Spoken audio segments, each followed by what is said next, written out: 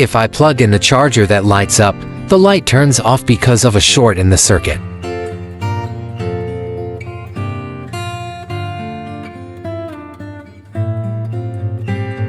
If you cut the connection with the main board and charge it, it won't get a shock anymore.